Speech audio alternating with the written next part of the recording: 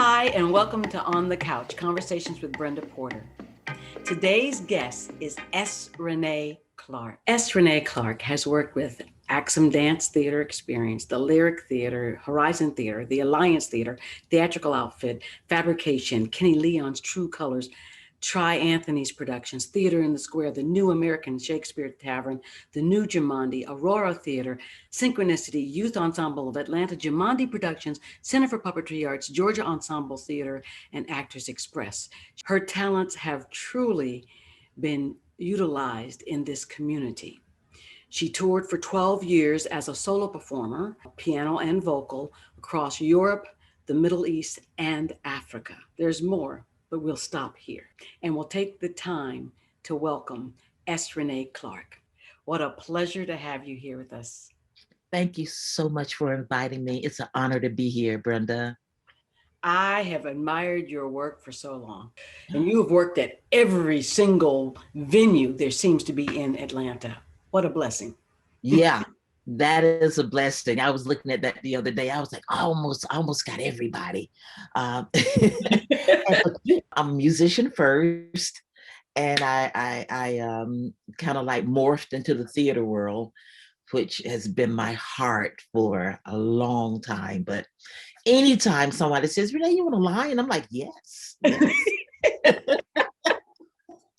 So you said you started as a musician. You toured in Europe and all across the U.S.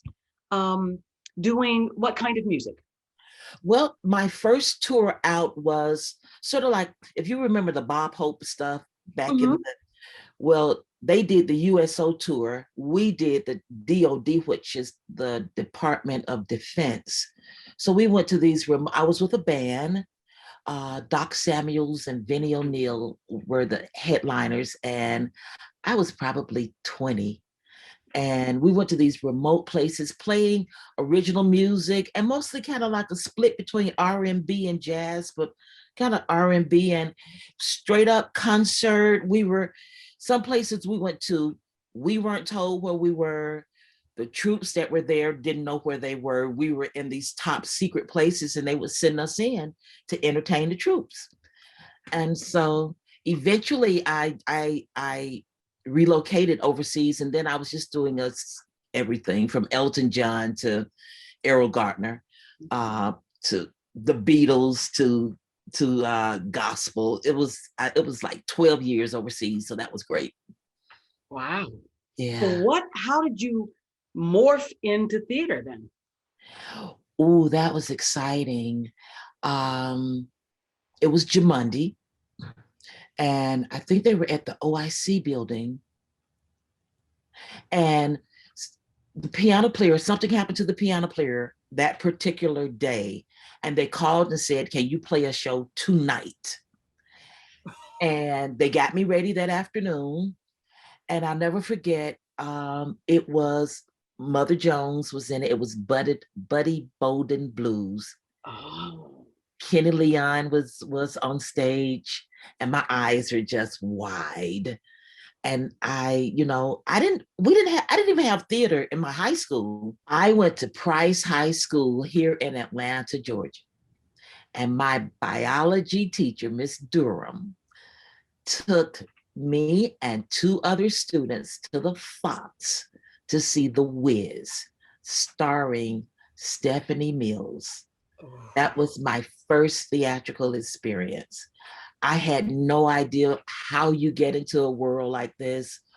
What just happened to me? What was that? I would say just the first 3 or 4 years of theater, I was just always wide-eyed, like, what's going on? It was just a magical world. And I was always not like, hey, I'm here. It was like, what is this? And it was beautiful. I love theater. You caught on really quickly, and it's some people don't have that in their background, and they never get to the perfection that you have gotten to. Well, I was kind of like, Brenda, was weird. Okay, I'm a preacher's kid.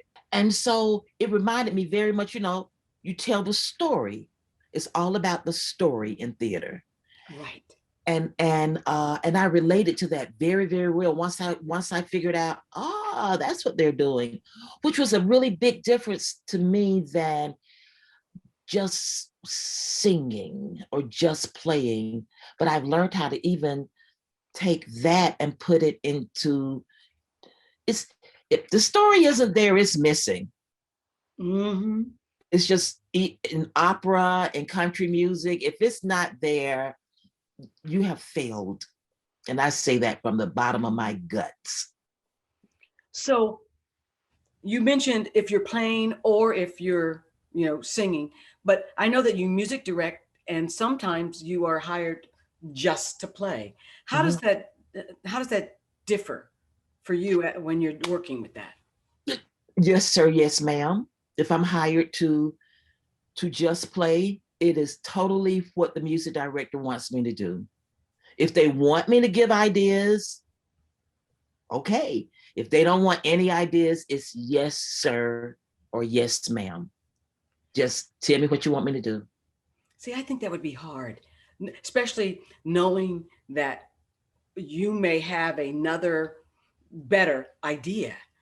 I was just like, But that's like, like when you work with different directors, mm-hmm. and I work with a lot of different directors, and some directors just want you to teach the notes and tell them where to cut off, and everything else is in their hands.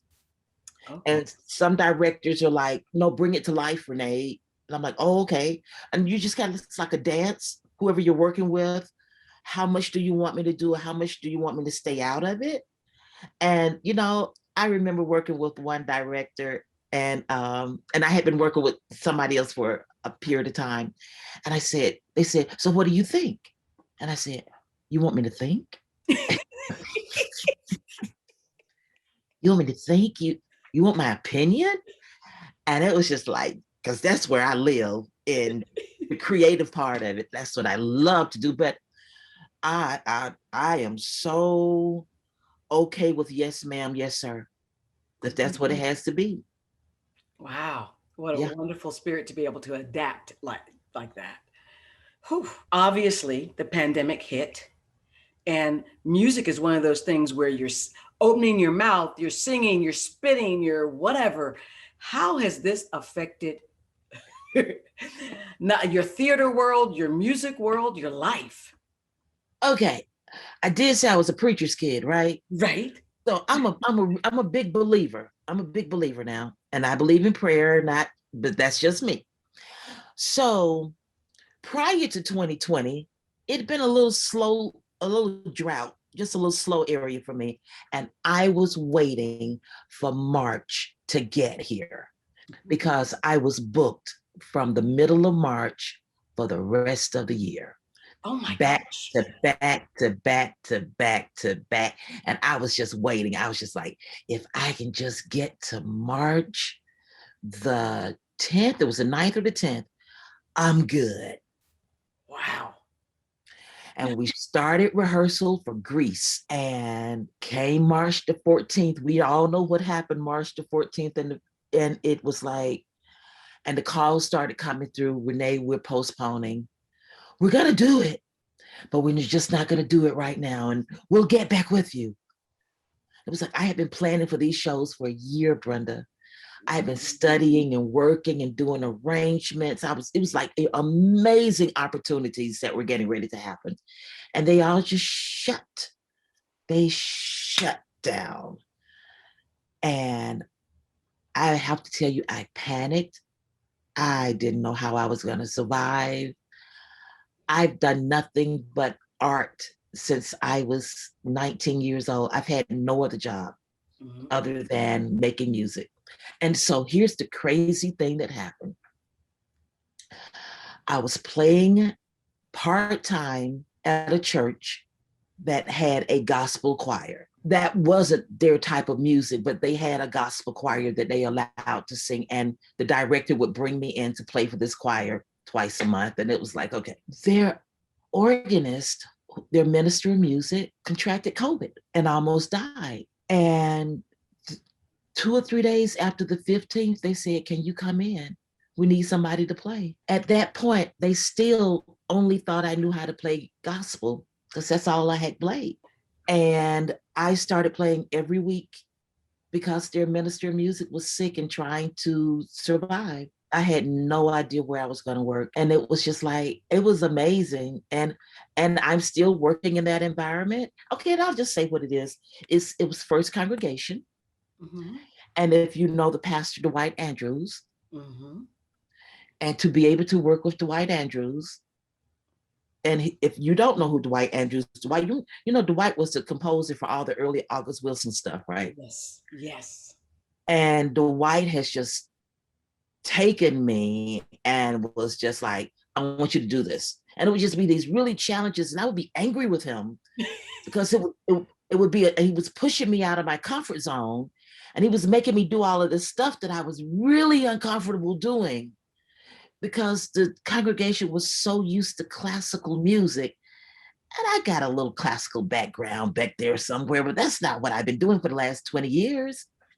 I've been doing theater, and I haven't been doing solo piano since 2000, since I came back from Europe. And it was like I had to sit down and I had to play this prelude and I had to play this postlude. And I was just like, then he has this jazz band, and I had to play with the jazz band. And I've been doing theater. I mean, all of that's kind of in me, but I hadn't been doing it. And now I was doing it every week in front of an audience. And on third Sunday, Andrew Young, who's a member of this church, would speak. And on the Sundays he spoke, it was worldwide. We had an audience all the way around the globe. And there I was, totally out of my comfort zone. And to play these piano songs. And I was just like crazy. But that's what happened. I'm really doing good right now. My fingers are just like. And what a joy to work with Dwight Andrews. Oh my God. Oh my God. And the organist is back. I always had the ultimate amount of respect for Trey Clegg. And he's like a genius on the pipe organ, and the environment of the people that I work with is just crazy good. Everybody's just a genius in their area, and we all work together, and it's been unbelievable. It's been an unbelievable journey. I also became this I had a little experience in recording when I first came home from college. I did an intern at a recording studio, and I have a little recording program that I use for certain things. Oh my God, I started doing virtual choirs. I become quite the recording engineer. Really? Yes. I was just like, and so I would tell people, I was like, there is not a reason nobody should be bored during the pandemic. There's so much. Trying to figure out how, because you can't talk or sing on Zoom at the same time. So I'm still trying to figure out how do they get everybody to sound like they're all together on Zoom. You record everybody separately. You put them together like a puzzle. Okay. So if you've ever seen any of the Eric Whittaker virtual choirs, No. gotta look him up. I mean, he's done up to several thousand people from all over the world. And what they do is you either have to get either like a conducting track so you can hold everybody together, and everybody sings based on what you told them to cut off right there. You send that recording out first, or you send all of the voices recorded by you or somebody, and then everybody matches that voice. And then you just put them all together. Wow. That can go from 2 to several thousand people. I noticed that there's a guitar behind you. Do you play guitar? No, absolutely not. But I was teaching music in an elementary school some years ago, and we were learning guitar. Like I knew just enough to allow a 6-year-old how to get started, but no, the guitar won't make sense to me. It just doesn't make sense. But years ago I was teaching at the not the neighborhood art center. Yes, maybe it was the neighborhood art center. But and we had no budget. And just so happened, everybody in my classroom, with the exception of one person, were all little boys and they all wanted to play the drum.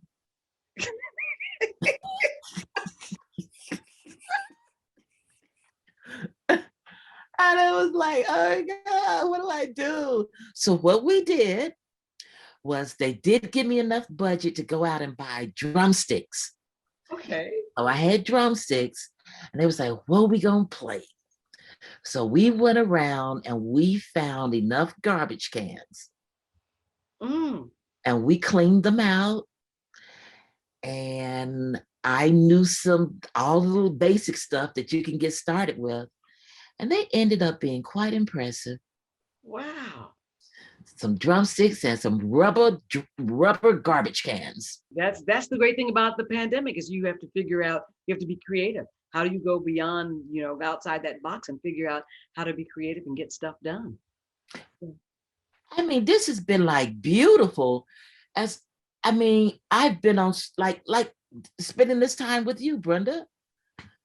I mean, I know you've been doing this wonderful work for years, and you'll text me or you'll call me and it's like, well, I'm in a rehearsal, or I'm on my way to rehearsal, or we might ride across each other. But this has like been so beautiful as a time of learning and going inside yourself and just all of it. It's really been, almost feels like God loved us so much that he gave us a break so that we could do this. Obviously, during all of this time with the pandemic, there's also been running alongside of it the whole Black Lives Matters and racial justice, injustice, equity, equality, and the theater community has taken a hold of that and tried to go somewhere with it. I'd love to hear your take on where we are, where we're going, what you think. Well, the most beautiful thing that happened was almost every theater in Atlanta now has a person of color in a leadership position. Have you noticed? I know. I'm amazed. I'm excited. And I'm curious as to what it means, where it's going. I don't know where it's going to go. The great thing about theater is that we work from the inside out as opposed from the outside in. And I would notice that when I was a music director of singers, as opposed to a singer who acts or an actor who sings. An actor who sings has to ask themselves the right questions so that they can get their performance. And a singer that acts wants to know, do I turn this way? Do I say it high? Do I say it low? And it's like, no, you got to go in and do the work. That's what I feel about what's going on right now with race in the theater. You got to go inside and do the work. You're not going to be able to fix this with a Band-Aid from the outside. You got to go inside. And I got an example for you. I was doing Brer Rabbit. Everybody has their feelings about Brer Rabbit and Tar Baby and everything. I grew up on the Brer Rabbit stories and I love the Brer Rabbit stories. And that's the way we said it. We like Brer Rabbit, not Brer. Yeah. Brer Rabbit, because Brer Rabbit was, anyway. And they were wondering how to dress me because every time they had done the show prior to me, I might be lying right now, but it might have been like with a white take and a white narrator or something. And I was like, well, you could dress me like CJ Walker. And they said, well, who is CJ Walker? And so my feeling was, don't you ever want to get to know anything about us? Like, aren't you curious? I mean, you have us right here. You have us right here in your world, but you're not really curious to know who we are. And I think if you got to know who we are just a little bit, it might help you to understand why we're having this issue. But if they've never been exposed to CJ Walker, then how do we expect them to just know when we say, dress me like CJ Walker? Then they could have said, hold on, let me find out who she is, Renee. Let me see. Okay. I mean, we are living in the information age. I mean, I'm not good with names, but I do know that there is a Native American Indian that has now been to the shuttle, on the shuttle out of space. I know that there's Latin Americans that are astronauts. I know that there, I know about other cultures because I live next door to other cultures. I have to know who I'm living next door to. We've been here together a long time. Don't you want to get to know who we are? I mean, I get it. I mean, I didn't even know, like the other day when Biden said something about every reservation, every province. I was like, I've never heard a president acknowledge that. And it was like, every state, every city, every province or something, and every territory and and I was like, you just acknowledged all of us. Like, yay, yay. Like, we're all in, yes, but right now, what's going on is, yes, about the Black situation. Yeah, I'm so glad this is happening. Because I was brokenhearted when after Barack, because I thought we were a country, and I didn't know that they needed it back. I was like, what just happened? I thought, because when I started off in Jumanji, but for the last 15, 16, 17 years, I've been very, very much doing white theater in Atlanta, Georgia, and very happy to be exposed to Black theater, white theater. If they let me do In the Heights, I would wear it out. I mean, I love living wide and large. Yeah, and then like this last thing that happened on in January up at the Capitol. I mean, I was traumatized. I went into the grocery store not knowing. I was like, do you hate me? Are you one of the people that hate me? Because I thought we were all living here together. I thought we were cool. And now I'm like, oh, we're not? So which one of you really don't like me and would, in 2021, and you just smiling in my face? Mm.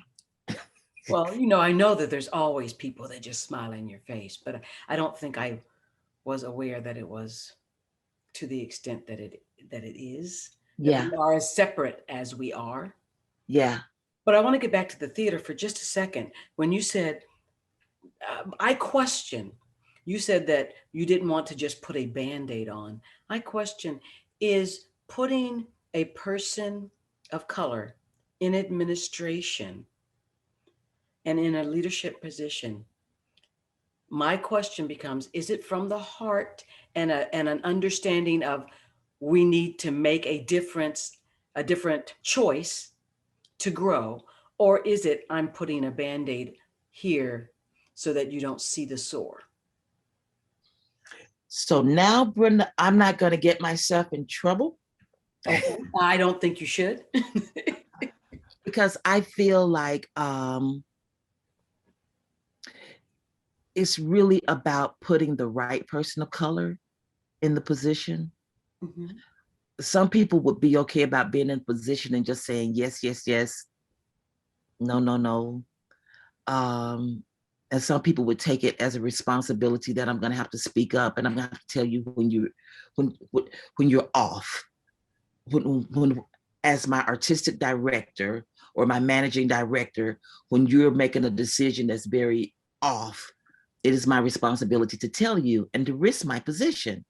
And I feel like some people are putting people in position as a band-aid. That person who is in that position, I feel like it's up to them and how they take this opportunity. Are you taking the opportunity and just making about your how you develop and walk up the ladder for yourself? Or are you there as a responsibility of what I must do for something that's wider than me, which is called the rest of my people, you know? And I was just having this conversation with somebody yesterday about the ones that are born in like the late 50s, and then you were starting your own theater companies in the 70s, and it just had a different bite about yourself. Mm-hmm. And I think that was because you were coming out of the protest. You were coming out of that, and you had this other strength, and it was bigger than you. And by the time 10 years later happened, the babies that were, you know, turning 21 and becoming adults in the 80s, we had become, we weren't a group anymore. We were getting smaller and smaller. It's about, today I need to get my own brand. What can I do to advance myself? Because myself is what's important now. And it's really hard to think about the group, because the group can let you down. But at this point, I think there is a responsibility where we are as a people. I would like to ignore it, but where we are as a people, I don't care about the ones that make us mad. I know we're all different types of Black people, mm-hmm. but where we are as the people, you got to speak when you don't want to speak. You got to stand when you don't want to stand. You got to speak up. You have to, and you got to stand for something bigger than yourself. We have to. I remember in a theater company, we were doing a showcase, and the songs back to back were about, it was a show about how somebody white has saved somebody Black. You know those shows. Right. They come to the rescue and the rescue. And I said, you can't do those shows back to back in this. And they were like, Renee, I don't understand what you're talking about. I said, they're very racist. You're making a very racist statement. You can't do that. And it was months later that the artistic director came up to me and said, I'm so glad you stopped us. Because I couldn't see it. I couldn't see what you were seeing. So that's what I mean. Like, if you get to know us, my favorite story, the lyric in the song is, and I like to something, and I like to eat fried chicken. Now, the original show was an all-white show. No problem, right? They decided to blind cast it. The girlfriend that was betrayed is now a Black woman, and it's her song that says, I like to do the da-da-da-da-da, and I like to eat fried chicken. You don't even have to go on anymore. Oh, it gets worse. It gets worse. So they get up a drumstick prop, and this dancing, and they want her to run across the stage with the drumstick in her hand and say her line and say, and I like fried chicken. It wouldn't have, come on, Brenda, you know it wouldn't have meant anything. So she comes to me and she says, Renee, I can't do it. I'm not, she's almost in tears. And I was like, oh, I get it. So, okay, it gets worse. Gets worse? So at the end, it gets worse. So at the end of it, there's this big protest. They're gonna flood this town. They're gonna blow up the dam. The dam is gonna flood this old town. Everybody's got to go. And so the citizens of this town is protesting. They're not leaving. And when they all finally give up, it's the same ex-girlfriend who had been betrayed, chains herself to the street sign. So she's in the middle of the stage in chains. So finally, I had to say something. I said, you know, if it would have been the old concept, she could have been in chains. And she could have run across the stage with the fried chicken in her hand. But with this new concept, you're not going to be able to do it. And they were like, well, Renee, I mean, it's just, I said, you can't do it. You can't do it. And I couldn't believe that we were having a discussion because they couldn't understand why you couldn't do it. Once again, if you just studied just a little bit more, if you had just a few more conversations, if you were in the company where, but like I know a lot of people say it's not for me to teach you, but I think it is. And this is why. So I lived overseas a long time and I offended a lot of people because I was ignorant. I didn't know. And when you don't know, you just don't know. I was in the company of somebody from Japan. And let me first say I was in my 20s. So y'all want to blame me and think I'm that ignorant today.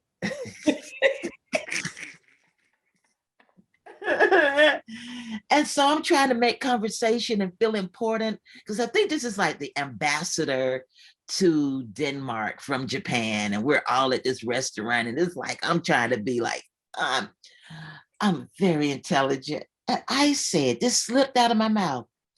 I said, so does everyone wake up in the morning and like come outside and do martial arts? You didn't know. Because that would be, what would that be, North Korea? That's in a very small area of North Korea. But anyway, I said it. And this man looked at me and he says, does all Black people play basketball? And I got it. He let me know I offended him just as much as I would have been offended if he would have said something like that to me. And so because I made so many of those mistakes in my traveling, I'm a little bit more open. Then I started studying. I started looking so that I wouldn't be ignorant.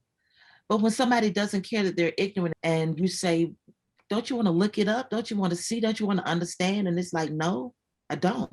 Then we have a problem. Yep, I feel it's my place to learn and not to offend. And so it's their place to learn and not to offend. Absolutely. And come on with the and be open to the we sit on the sofa, right? Yep. And be open to the lies. The more you study, the more you find out about yourself, and you find out, listen, Brenda, I was doing Black Pearl Sings, which is about a Black woman in a being held in a prison, and somebody who's collecting songs comes through and wants to collect songs that she's never heard of before and sell them to the Library of Congress or something like that. Well, the story is really taken off of Let Belly, which is blues guitar player. Okay. At the turn of the century. And if you know who Alan Lomax, you know, he and which one was the father? The Lomax and the Lomax mother, and then the son. And they went around gathering songs from the Appalachian Mountains and prisons and work songs, and so I'm studying this just to get ready for the play, not because I'm trying to unearth some deep, dark secret. And what I found was Let Belly wrote, when I was a little bitty baby, my mama used to rock me in a cradle. I thought that was Creedence Clearwater Revival. Whoa. What I discovered was there was Johnny Cash, there was Janis Joplin, there was all this music that I had no idea it originated through a Black man. And I was just studying for a show, that's all. Because even now, like, you know, I love YouTube, but it's starting to disturb me that every time I look up something on YouTube, all of its white performers show up first. And it's like, I have to go to page 2 or 3 to find the original performer or writer. I'm saying, oh no, y'all gonna do this again? This just gonna be like done over and over and over. And we don't know, we can't stop it. And no matter how smart we are, we haven't figured out a way how to get ahead of it. Because we're a lot of smart people. We're very educated and we can't quite seem to figure this thing out. I'm gonna take us in another direction. Tell me what's on the docket coming up. What's plans? When it comes to theater, um, we were working on a piece. I was working on a piece with Tom Jones um, called "For Peace I Rise," and it was the story of it's the C.T. Vivian story. Hmm. And we did it. That was the last show we did in January of 2020 before all of this happened. And what was beautiful, Brenda, C.T. Vivian came to see the reading. Oh, wow. And he signed off on it. And he loved it. And there were like moments. There was this moment where the lady playing the character of his grandmother, which was the matriarch in his rearing, was his grandmother. She was singing, and you know Tom Jones. They gone into the archives and they got letters and things up. So this was actually the exact words that his grandmother had spoken to him, set to music. And so she's singing, "I see for you what you cannot see for yourself." And he reaches towards the stage like he sees his grandmother. Everybody in the building is just like, and the actor, here's the actor playing CT Vivian, and here's CT Vivian. And she turns to him and she just starts singing to him. And it was so anyway, it's gonna be its first premiere this fall. That's coming up. Yeah. And it Martin Luther King Foundation gave us permission to use some of his letters. Andy Young is in it. Lawson is in it. Jose Williams is in it. Sammy Davis Jr. It's like anybody that you can think from the civil rights movement is in it. Is every character is represented. And because I work with Andrew Young, I went over to him a couple of Sundays ago and I said, "Hey, we're doing this play on CT Vivian and you're in it and your character, I mean, you can really sing." I mean, you're really good. And he just smiled and yeah.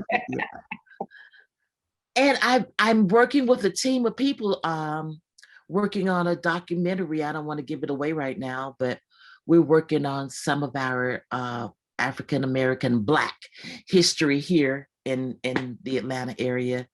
And we've done several interviews, and it's like, once again, I didn't know I was unearthing the ark, but it's beautiful. So what words of wisdom or advice do you have for our YouTube world out there? don't be afraid to really do the work. Don't be lazy. Don't be lazy. Like really do the work. Don't skim, don't cheat. Later on, when you need to catch your breath and you need to rest, you would have done the work when you had the energy to do the work, and you'll be able to breathe. But don't cut the corner. Don't cheat it. If you're putting up a show, really study. Go to the library. Do it deep. Go deep. I like that advice. I want to thank you so much for being here today. Thank you, Brenda, for inviting me. This has been absolutely wonderful. I know that you enjoyed this conversation today. I certainly did. So make sure that you comment below, subscribe, like us, and that you join us next time when we'll have another fabulous conversation. And meanwhile, keep the conversations going.